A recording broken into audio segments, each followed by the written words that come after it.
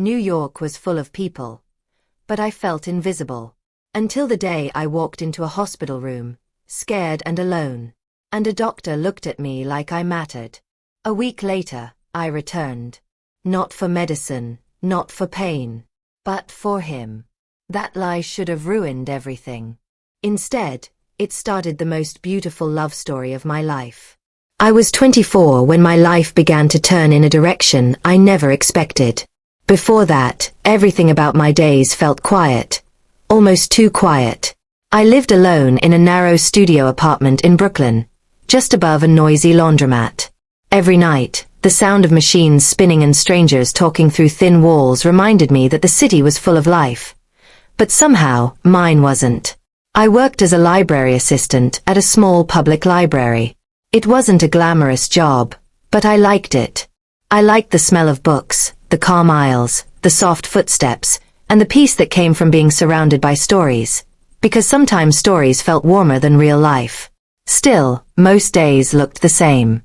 I'd wake up early, make instant coffee, take the subway, spend hours returning books to shelves, stamping cards, helping kids find novels they'd fall in love with. And then I'd go home to my quiet apartment and fall asleep with the same silence waiting for me. People walked past me every day, but it felt like no one ever truly saw me. I told myself that was okay. Simple days were safe. Safe meant no disappointment. Safe meant no heartbreak. So I didn't chase anything bigger. I didn't expect anything beautiful to happen. Until one Friday morning, when my body forced me to stop pretending everything was fine. I woke up with a strange pressure in my head. Heavy, hot, and tight, like someone had wrapped a band around my skull and pulled it too hard. When I tried to sit up, the pain surged sharply behind my eyes. I pressed my palm against my forehead and closed my eyes, breathing slowly. "It's just a headache," I whispered. But fear rose anyway. Because deep down, I knew this wasn't normal. I called the library to tell them I couldn't come in. My manager sounded tired when she answered, but she didn't question me. "Get rest," she said. "Feel better." And that was it. I sat on the edge of my bed with my phone still in my hand, staring at the floor. A painful thought crept in, quiet and cruel.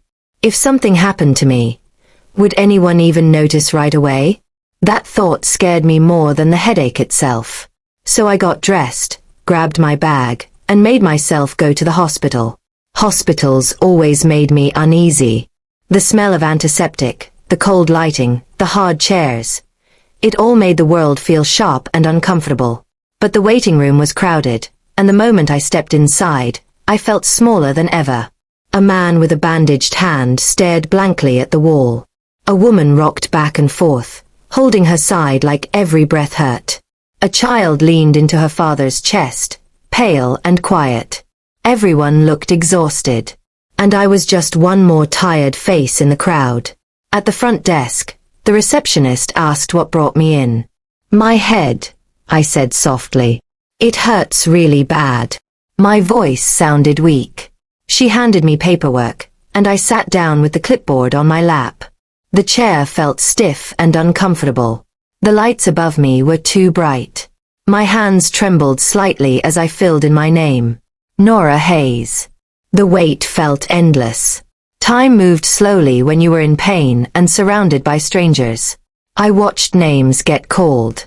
I watched people stand, walk away, disappear through doors.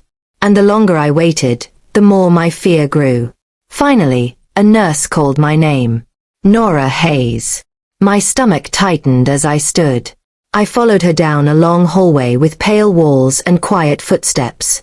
She stopped outside an exam room and said, "The doctor will be with you soon." I nodded politely and stepped inside. The room was simple. A white bed. A small desk. A chair. A box of tissues on the counter. I sat down and rubbed my forehead again, trying not to panic. A few minutes later, the door opened. And he walked in. A young doctor, maybe around 29, wearing a crisp white coat and holding a small tablet.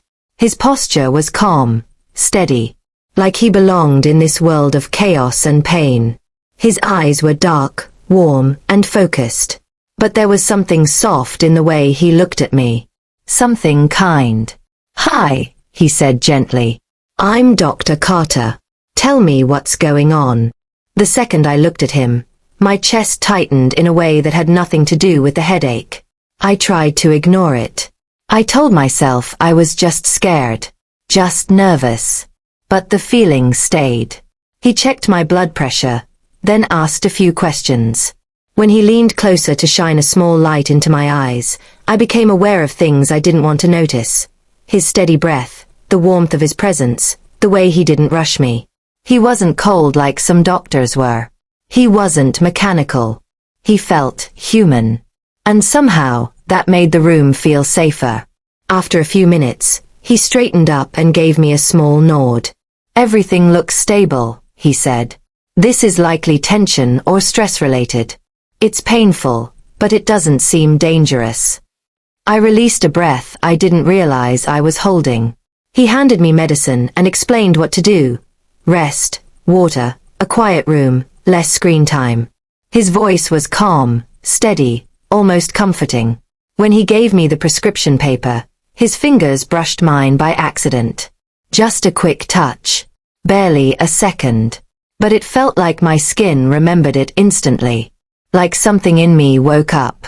I left the hospital later that day with a lighter head, but a heavier heart. Because I couldn't stop thinking about him. I tried to focus on the subway ride home. Tried to focus on the city rushing around me. But all I could think about was the way his voice had softened the fear inside me. All weekend, his face returned to my mind. His calm eyes. His gentle tone. And the strange warmth he'd left behind. I told myself I would forget him. Doctors saw hundreds of patients. I was just one more name on a list. But even as I repeated that to myself, I knew. Something inside me had shifted.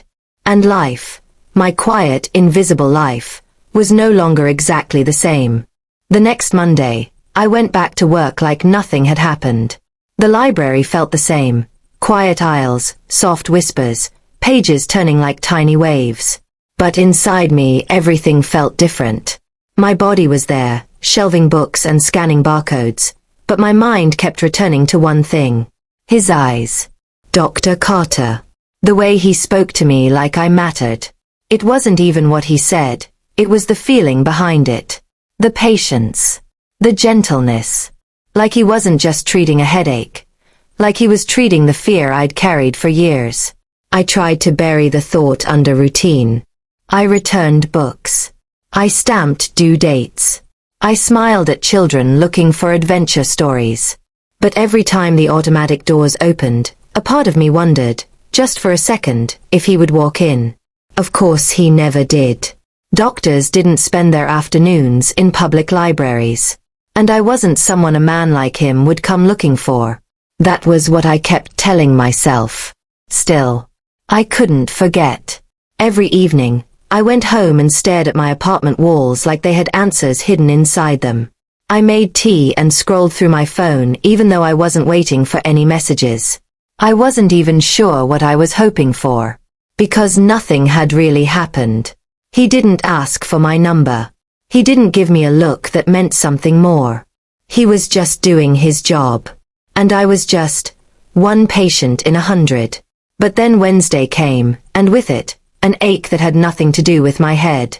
Loneliness has a weird way of feeling physical sometimes. Like pressure in your chest. Like a knot in your stomach. Like you're carrying something invisible that no one else can see. I stood in front of my bathroom mirror that morning and looked at my face for a long time. I didn't hate what I saw. But I didn't love it either. I looked ordinary. Quiet. The kind of woman people forget when they turn away. And suddenly I felt angry at myself. Not because of how I looked, but because of how small I'd allowed my life to become. I had spent years hiding behind safe. Safe apartment. Safe job. Safe silence. And now, one gentle doctor had looked at me like I was real. And the feeling had shaken my whole world. It scared me. But something inside me wanted more. By Friday, that desire became something I couldn't ignore. I woke up early, far earlier than I needed to, and stood in front of my closet. Most of my clothes were simple, neutral, practical. Cardigans, black jeans, soft sweaters, clothes that helped me disappear. But then my hand paused on something I almost never wore. A dress. It was a deep green, simple but flattering, with a soft fabric that fell gently against my body. I had bought it last year on clearance and never really found an occasion for it. It wasn't fancy, but it was pretty. And as I held it up in front of my mirror, I realized why it caught my attention now. The color reminded me of his eyes. That realization made my cheeks burn with embarrassment. I let out a breath and shook my head like I could shake away the thought. "What are you doing, Nora?" I whispered to myself. This was ridiculous. He didn't know me. I didn't know him. And showing up at a hospital just to see a doctor again? It was wrong. But even as I told myself that, I was already slipping the dress over my head. I brushed my hair carefully. Not dramatic, just neat. I put on a little lip balm. I didn't want to look like I was trying too hard. I didn't want to look like anything at all. I just wanted to see him. And that was the truth that made my stomach twist. The subway ride felt longer than usual. My heart wouldn't settle. The closer I got, the more my hands warmed, and the more my thoughts screamed at me to turn around. But when the hospital building came into view, my feet kept moving. The lobby was just as crowded as the first time. The same cold lighting. The same tired faces. The same smell of disinfectant. But this time, I wasn't here because of fear. I was here because of him. At the front desk, the receptionist looked up. "How can I help you?" My mouth went dry. I almost told the truth. I almost said, "I'm here because I can't stop thinking about the doctor who treated me last week." But shame swallowed the honesty. "My headache came back," I heard myself say. The lie tasted bitter on my tongue. She nodded without looking surprised. "Fill out a form, please." I sat down in the waiting room with the clipboard in my lap. My fingers gripped my bag tightly. My legs bounced slightly in nervous energy. I hated myself a little, because I wasn't sick. Not today. But then again, maybe I was. Just not in the way they measured in hospitals. After what felt like forever, a nurse called my name again. Nora Hayes. My body moved before my brain could panic. I followed her down the hallway. My stomach tightened as we passed the same pale walls, the same closed doors. My heart pounded so loudly I was sure she could hear it. When she stopped, it was the same room as last time. The same white bed. The same small table. My breath caught. Even the air felt familiar. I stepped inside and sat down, clasping my hands in my lap like a child trying to behave. For a moment, I wished I could vanish. Then the door opened. And he walked in. Dr. Carter. Same white coat. Same calm posture. Same steady presence that instantly made the room feel quieter. His eyes met mine. And in that split second, the world softened. Not because the hospital changed. Because I did. "Hi," he said, his voice warm. "Nora, right?" My stomach flipped. He remembered my name. I nodded quickly, hoping he couldn't see how much that one detail meant to me. "How are you feeling?" he asked. The right answer was, "I'm fine." But my mouth formed the lie again.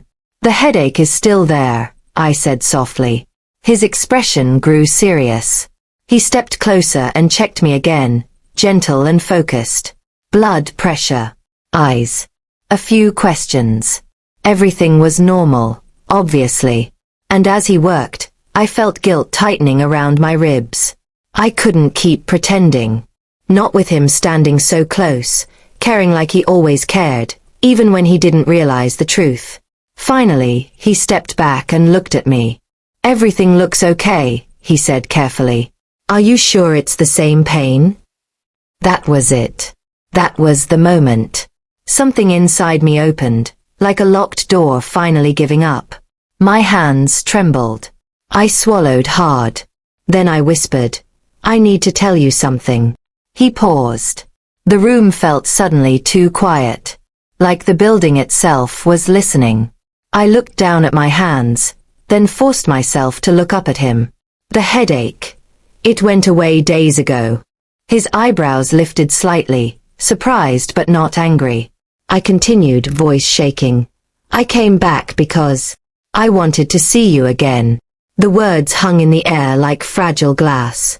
For a second, I couldn't breathe. I waited for him to react badly. For him to tell me I'd crossed a line. For him to look at me like I was pathetic or desperate. But instead, his expression changed. Not into disgust. Not into judgment. He smiled. It was small at first, like he wasn't sure if it was allowed. Then it softened into something warmer. Something real. And that smile cracked something open in my chest. Relief rushed through me so fast it almost made me dizzy. I couldn't believe it. He didn't hate me.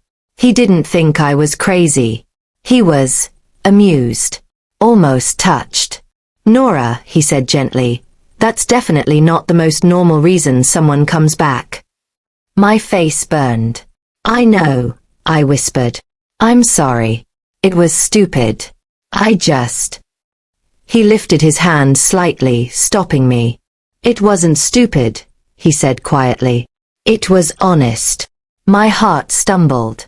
I stared at him, trying to understand what was happening.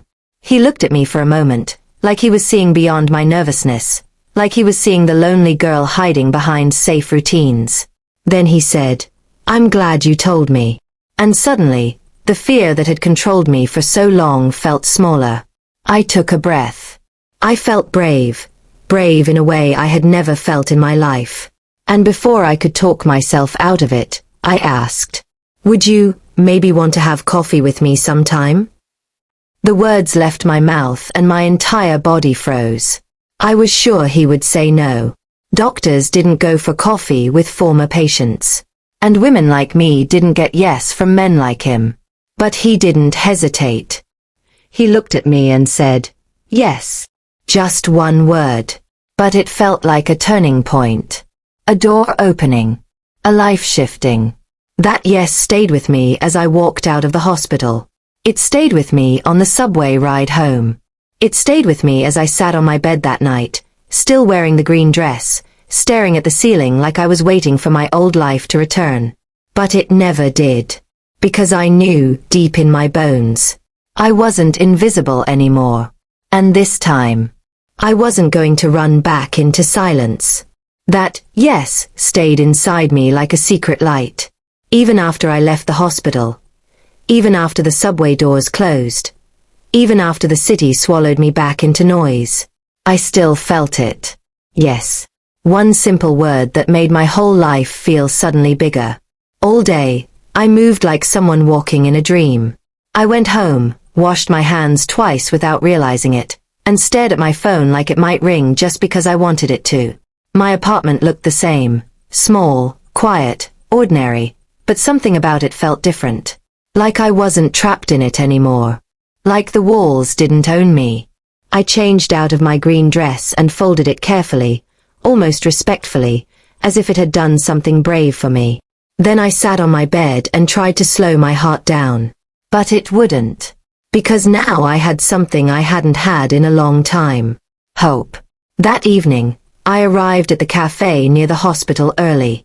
Not 10 minutes early. More like 30. I chose a small table near the window and sat with my hands wrapped around a warm cup of tea I barely tasted. Outside, the street glowed with city lights, and people walked past in coats, talking and laughing. I kept checking the door. Then, at exactly 7, he walked in. Dr. Carter. But he didn't look like a doctor now. No white coat. No hospital tablet. Just a dark jacket, neatly buttoned, and that same calm presence that seemed to quiet the air around him. When his eyes found mine, I felt my breath catch like it had the first time. But this time, it wasn't fear. It was something softer. He smiled when he reached my table. "Hi," he said. I stood up too quickly, almost knocking my chair. "Hi," I replied, and immediately hated how small my voice sounded. He pulled his chair out and sat across from me, watching me like he wasn't in a hurry. Like this moment mattered. And that alone made my chest tighten. For a second, neither of us spoke. The silence wasn't awkward, exactly. Just delicate. Like the beginning of something you don't want to break. Then he said, "I'm glad you came." I swallowed. Me too. And suddenly, it was real. This wasn't a fantasy I'd built out of loneliness. This was happening. He ordered coffee. Black. No sugar. I ordered hot chocolate because my hands still felt cold and shaky. When the drinks arrived, he leaned forward slightly.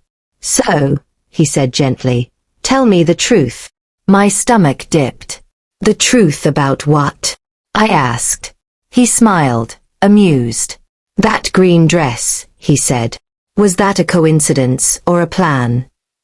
My face turned hot instantly. I covered my mouth with my hand and laughed quietly, embarrassed. "It was a plan," I admitted. His eyes softened instead of judging. "That's brave," he said simply. I blinked. "Brave. Yes." His voice lowered slightly. "Most people want things and never say it out loud. You said it. No one had ever called me brave before. Not even once." I looked down at my cup, trying to hide how emotional that made me. Then he asked, "Do you do that often?" "Lie about headaches," I said, attempting humor. He smiled. "No. I mean, do you go after what you want?" That question landed harder than he probably realized. Because the answer was painful. I shook my head slowly. "No," I whispered. "Not really." His expression didn't change, but something in his gaze turned deeper. Like he was listening to a part of me I rarely showed anyone. I continued, voice quiet. "I've lived most of my life trying to stay out of the way." "Why?" he asked, not judgmental, just curious. I hesitated. Then I decided to be honest. Real honesty. Because that was the only reason we were here in the first place. I always felt like, the city doesn't notice people like me, I said. Everyone is chasing something. Everyone has somewhere to be. And I'm just a person who returns books to shelves.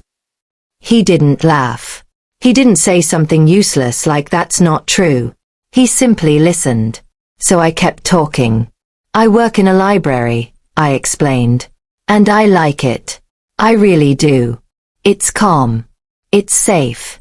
But sometimes, I feel like I'm living in black and white." His eyes held mine. "And you want color." The words hit me in the chest because they were exactly right. I nodded once. Yes. The table between us suddenly felt smaller. He took a sip of coffee, then said, "I know what that feels like." That surprised me. "You?" I asked. He let out a quiet breath. "Especially me." He told me about his life, how he'd spent years focused on becoming a doctor, pushing himself so hard he barely had friends outside the hospital. He talked about his long shifts, the pressure, the responsibility. "How do you handle it?" I asked. His mouth curved slightly, but it wasn't a happy smile. "I don't always handle it," he admitted.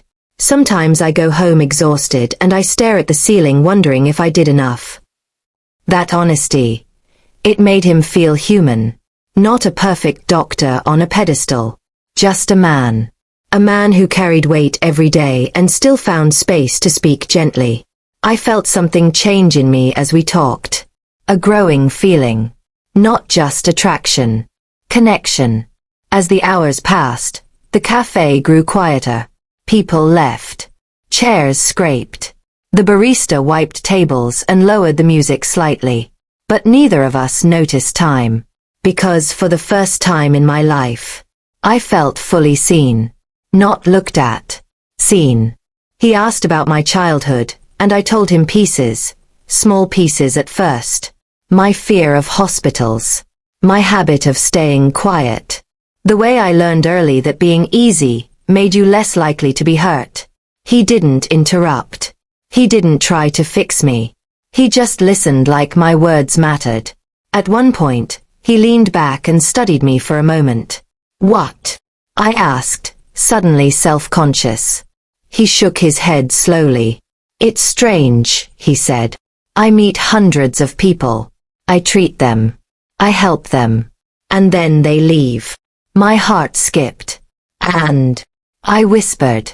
"And you," he said carefully. "You stayed in my mind." The air shifted. I stopped breathing. He didn't look away when he said it. And that was the moment I knew. I wasn't alone in this. A warmth spread through my chest, slow and glowing. I wanted to say something clever. Something confident. But all I managed was the truth. "You stayed in mine too." His smile softened. I figured. When we finally walked out of the cafe, the city lights looked different. Not colder. Not harsher. Softer.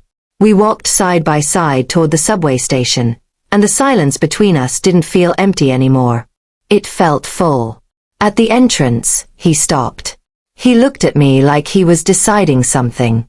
Then he asked, "Can I see you again tomorrow?" My heart jumped. "Yes," I whispered, and the yes tasted like freedom. He didn't kiss me. Not yet. Instead, he reached out and gently brushed a strand of hair away from my face. The touch was light, but it felt like a promise. Then he stepped back and said, "Get home safe, Nora."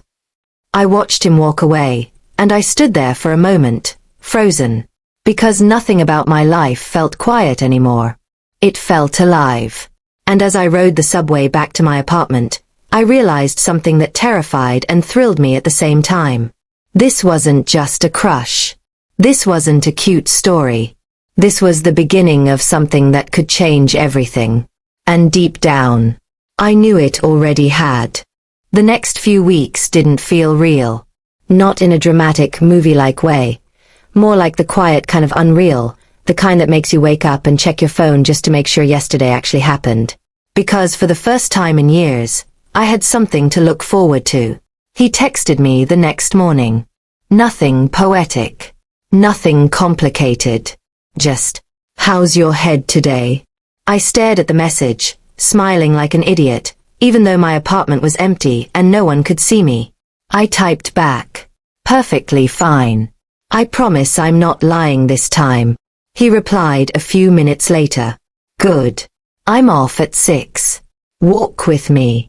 That one sentence carried more warmth than anything I'd felt in a long time. And I said yes. From that day on, it became our rhythm. Sometimes we met for a short walk after his shift. Sometimes he stopped by the library on his lunch break, just to see me for a few minutes, standing quietly near the desk like he belonged there. The first time he did, my coworkers noticed immediately. One of them raised her eyebrows and whispered, "Okay, Nora, I see you." I felt my face heat up, but I couldn't stop smiling. Because it wasn't just that he showed up. It was the way he looked at me when he did, like I wasn't a passing moment in his day. Like I was something he chose. At night, we'd walk through a nearby park where the city lights filtered through the trees. His presence always felt steady beside me. Calm, grounded, like he wasn't trying to impress anyone. He didn't flood me with compliments. He didn't rush anything. He just stayed. And the more he stayed, the more my old fear tried to fight back. Because I wasn't used to someone staying. I wasn't used to being wanted without conditions. One evening after a long day at the library, I came home tired in a way that felt deep in my bones.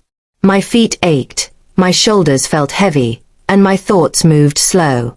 I expected to spend the night alone, wrapped in a blanket with a random show playing in the background. But there was a soft knock at my door. When I opened it, he was standing there. No white coat. No hospital smell. Just him, holding a small paper bag in one hand and looking at me with that quiet gentleness. "I hope this isn't too late," he said. It's not, I answered quickly, and I meant it. He held up the bag. I brought soup. You said you forget to eat when you're tired. My throat tightened. It wasn't the soup. It was the fact that he remembered. I stepped aside and let him in.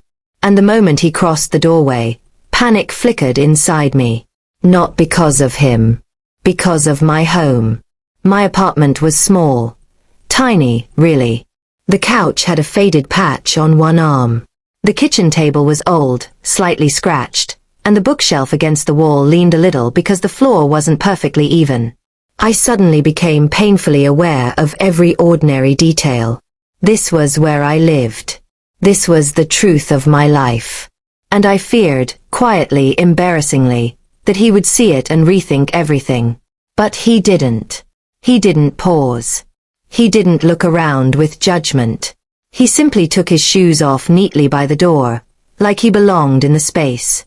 And when he glanced around, it wasn't with pity. It was with curiosity. Gentle, respectful. It's warm in here, he said. Not temperature warm. Home warm. My chest loosened just a little. I took the soup from him and went to the kitchen, trying to hide how emotional that simple comment made me. While I grabbed bowls, he washed his hands and came to stand beside me. We moved in the small kitchen like we'd done it 100 times. Not perfectly.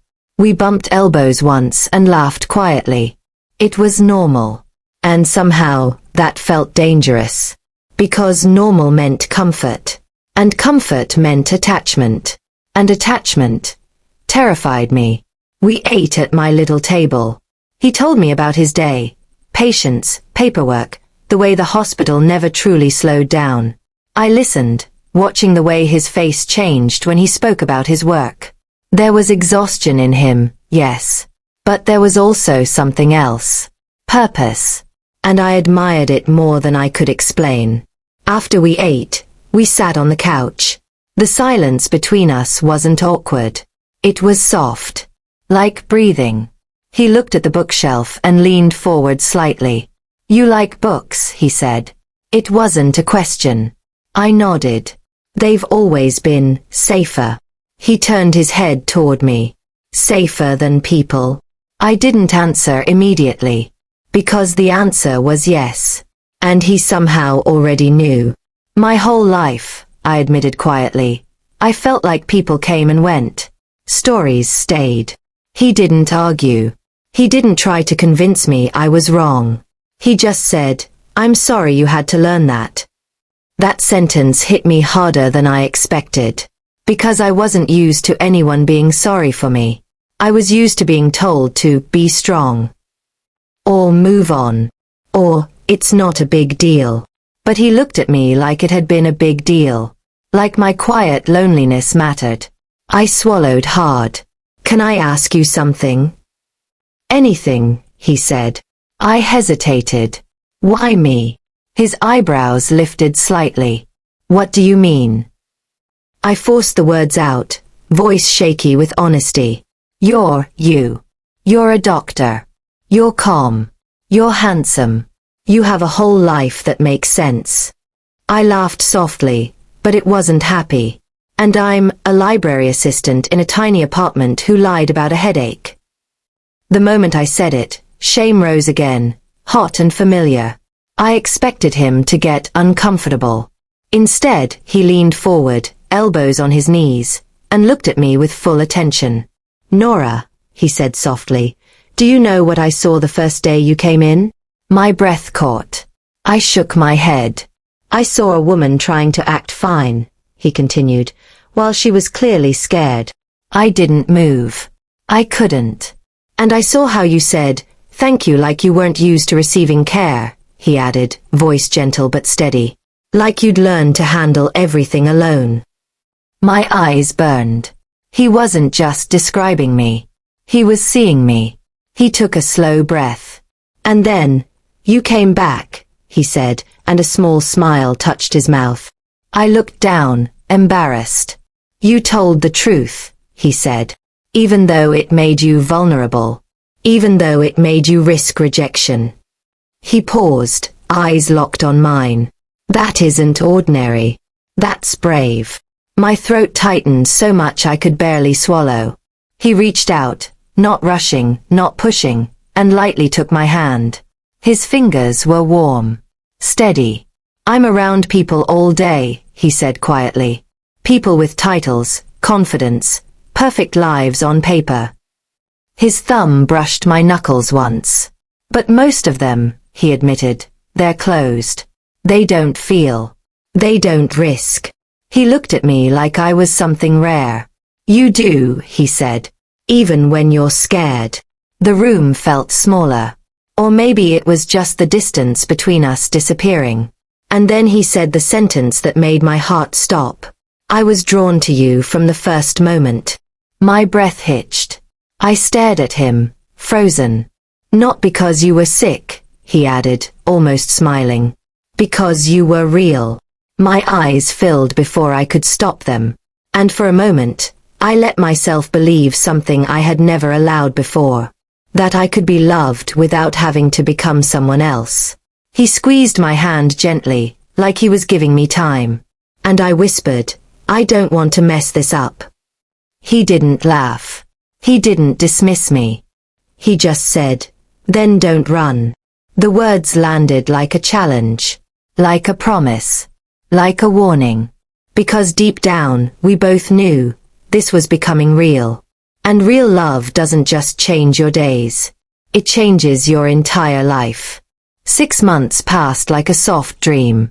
Not the kind of dream that feels fake. But the kind that feels so gentle, you're afraid to blink in case it disappears. Life didn't become perfect overnight. The city was still loud. The subway was still crowded. My apartment was still small. His work was still exhausting. But everything felt different because we were in it together. He became part of my mornings. Simple texts, warm words, the quiet comfort of knowing someone was there. Some evenings he walked me home after my shift, and on colder nights, he came upstairs just to make tea and sit beside me while the world finally slowed down. He never tried to change me. Instead, he helped me return to the parts of myself I had abandoned. One day, he showed up with a small box. Inside were paintbrushes, a few simple colors, and a blank sketchbook. I read your old journal, he admitted softly. The part where you said you used to paint. My breath caught. That was years ago. I know, he said. But I don't think you stopped because you stopped loving it. I think you stopped because you stopped believing in yourself. That night, I painted for the first time in years. My hands trembled at first, but then something inside me relaxed, like color was returning to my life, one quiet stroke at a time. And as the months passed, the biggest change wasn't what we did. It was what I became. I no longer woke up invisible. I no longer walked through life like an apology. I started to feel chosen. Then one morning, he came to my door with an expression I'd never seen before. Nervous. His smile was still warm, but his hands weren't completely steady. Walk with me, he said. We walked through quiet streets under a soft gray sky. The air felt cool, clean, like a new beginning. I didn't know where we were going, but something in my chest already knew this day was different. When we reached the hospital, my steps slowed. The old fear rose for 1 second. Then his fingers slid into mine, steady and warm. And suddenly, I wasn't afraid. He led me inside, down the hallway, past pale walls and quiet doors, until we stopped in front of a room I recognized immediately. The same room. The same white bed. The same cold table. The same light above. My heart tightened as memories rushed in. I remembered the girl I used to be. Lonely, exhausted, silently wishing for something more. And then I saw him. He was already on one knee. Time stopped. He looked up at me with eyes full of love, full of certainty, full of home. Nora, he said softly, I met you here when you were in pain, and somehow you became the brightest part of my life. Tears fell before I could stop them. He held out a ring. Simple, beautiful, perfect. Marry me, he whispered. Right here where everything began. I didn't hesitate. Yes, I breathed. Yes. 1,000 times yes. And in that moment, I understood something that made my whole soul feel warm. That one brave lie, one honest confession, one single heartbeat of courage, had opened the door to an entire life. A life where I was no longer invisible. A life where I was loved. A life that finally felt like mine. The end. If you enjoyed this story, kindly like my video and subscribe to my channel for more emotional stories.